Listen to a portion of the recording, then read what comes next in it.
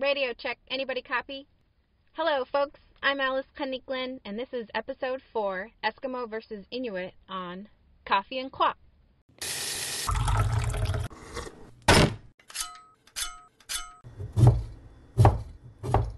Coffee and Quack is a weekly podcast I created to celebrate and explore contemporary native life in urban Alaska. I apologize for the late posting, but I've just been so busy the last 2 months with traveling and side projects. And until Coffee and Quack can pay my bills regularly, a late posting may happen from time to time. I need help. I'm Alaska Native. This episode was a little bit of an experiment for Coffee and Quack. I reached out to listeners on social media to ask if anyone would suggest, nominate, or volunteer individuals willing to speak on the topic of using the word Eskimo versus using the word Inuit. Luckily, we had someone suggest Karizin owner and producer Jackie Igluguk Lambert from Kotzebue and Inuit language teacher Melissa Mukdoyak Heflin volunteered to be interviewed for Coffee and Quack twice. Since the first interview we had, my microphone battery died halfway through. Total fail on my part, but super lucky to have these two lovely ladies chat with me on Inuit identity and their own lived experiences. You may or may not also be hearing a snippet from episode 1 alum Holly Nordlum. Regardless of how all these conversations went, we all agreed that it is a personal choice in how anyone identifies themselves, and we definitely don't disrespect any elder's choice in their decision as well. We only seek to discuss, explore, and share individual perspectives on Coffee and Quack. There has been some debate about the origin of the word Eskimo, but there is one thing we do know for sure. It didn't originate from the Inuit. And despite where it may have come from, it hasn't stopped many Alaska Natives from using the term. It hasn't even stopped many Alaska Natives from embracing the term. For many of us, Eskimo has become a common staple in our day-to-day language. We call ourselves Eskimos to outsiders. We call akutuk Eskimo ice cream, fry bread Eskimo donuts. We have WEO, World Eskimo Indian Olympics, and we even have formal organizations like Alaska Eskimo Whaling Commission and Eskimos Inc. So why would anyone be offended? Should we care? Is it important how we identify and address ourselves, and further how others address us? It seems trivial one way or the other, but there can be a lot wrapped up into one little word. Native or not, everyone has their own concept about the word Eskimo. Here, Jackie explains how she came up with the title of her media company, Eskimedia, and then she goes on to express her own relationship with the word Eskimo. When I started Eskimedia, when it was in the very beginning phases of what the idea was and what it did, I called it the Eskimo Celebration Project, but I spelt it in the French way because my name's spelled in the French way with the Q-U-I, and it was just kind of like a fun conversation I had with my friends because they already knew I had this idea and stuff. And I think I even originally just was maybe it'll be Eskimo Celebration Project because it's all about just celebrating that side of you. And I think they sent me a picture, maybe. I can't remember. Someone sent me a picture of a map and they saw on the eastern side of Inuit homelands, Greenland, kind of that area, they spelt in the French way with the Q-U-I okay. And an X at the end. So I was oh, that's a really cool, that's cute or whatever. But obviously that became what the fuck is this? Yeah. Dude, people saw it that way where they're Eskimaux, whatever, yeah. They're just what? And so eventually it just kind of came to me where I was oh, Eskimedia is a little bit better. But so I knew that part of it coming from a French word, but also, because they also translate it as person who eats raw meat or whatever, people who eat raw meat. And so I thought that came from the French side where I was okay, well, didn't think anything of it. But when I looked more into it, it's actually a native word. Mm-hmm. Or it was our native neighbors, it was the Ojibwe, yeah. Maybe, yeah, and so they were the ones who called us Eskimo, and that kind of came on. The Inuit have always been spiritual people. Before Western contact, Inuit believed in shamanism, shapeshifters, and various taboos. The translation of Inuit is the people, and the literal translation of Inupiat is the real people. Jackie touches on the importance of this. Real people, and that has to do, I feel it even kind of goes back. I realized, because there's always those jokes well, we're the real people, and then Yupiks are well, we're the realest people, just all these yeah. jokes or whatever, and you guys are fake. But really, like, we really believed in a lot of, like, spiritual things. Like, we believed that, like, spirits were out there and they contacted us. And we saw them. We saw people shift, you know? And so it just makes sense that we described ourselves as the real people. Because anything outside of that, like, that's kind of what made it a difference or whatever. Like, it was in comparison to who we were, but, like, something much bigger. Mm-hmm. And so, like, we were the ones that were, like, here. Like, it just makes so much sense that we're like, oh, okay, well, we're just not fictional people. Like, we're not spirits out there. Because we're here, we're living the life, we're in the world. Tangible in this present moment. Yeah.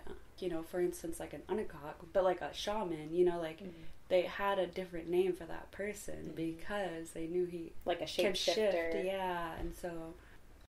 Growing up, we're not taught to be offended by the title Eskimo, and sometimes it takes an outside perspective to reevaluate our own thought processes. Here, Jackie explains how her experiences outside of Alaska influenced her to reconsider her usage of Eskimo. At home, we don't call ourselves that. Like, amongst each other, we don't call ourselves that. Because there's really no need to, but also, like, when we leave, like, they don't really get, you know, they don't really get anything else. You can't say Inuit or Inuit and they'll get what you say right away. Because that's just, like, a little too specific or whatever, and they just get Eskimo. So that was just, like, the easier thing when I was in college. Obviously, it attracted attention. Like, it, you know, like, it was an icebreaker. Like, yeah.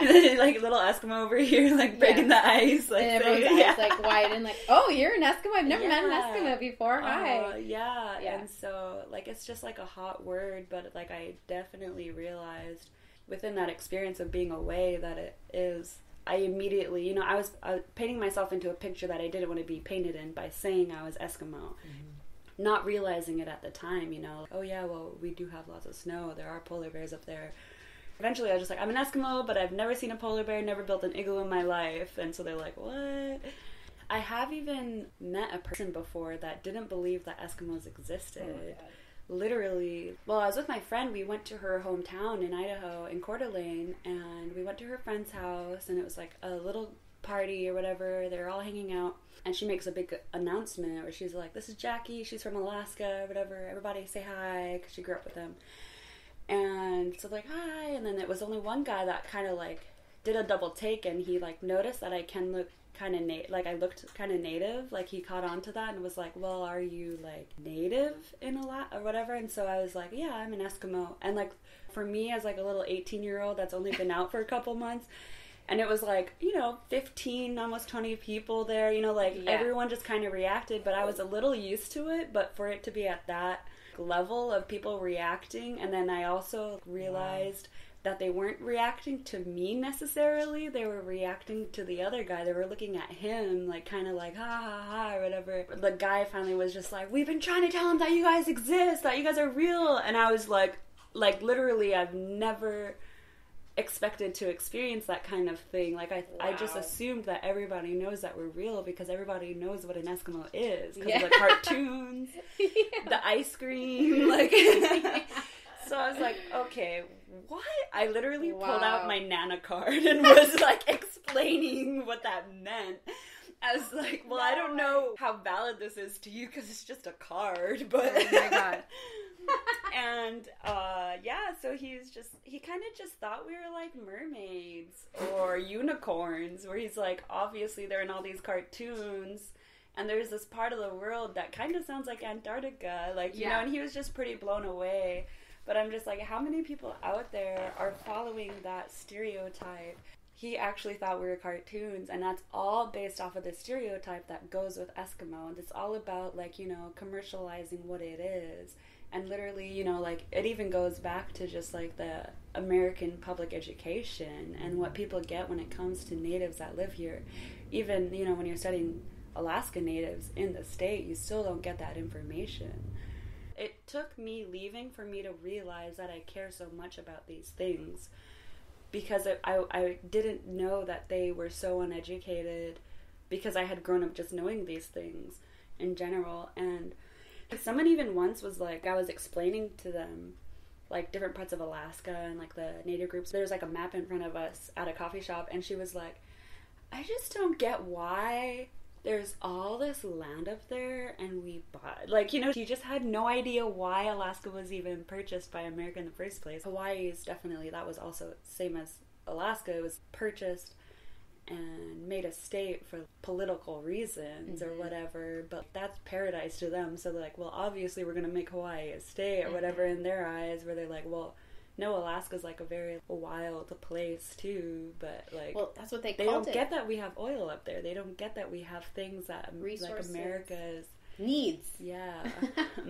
Well, they called it Seward's Folly, right? Like the purchase that the president made at the time, they called it like that was the stupidest thing that they could have done, even though it was 2 cents an acre. Yeah, exactly. Also, like a kid in Ohio, they're not gonna just know anything about that history, and it's just like, wow, like our public education system definitely has a lack in geographical knowledge. Totally. And historical.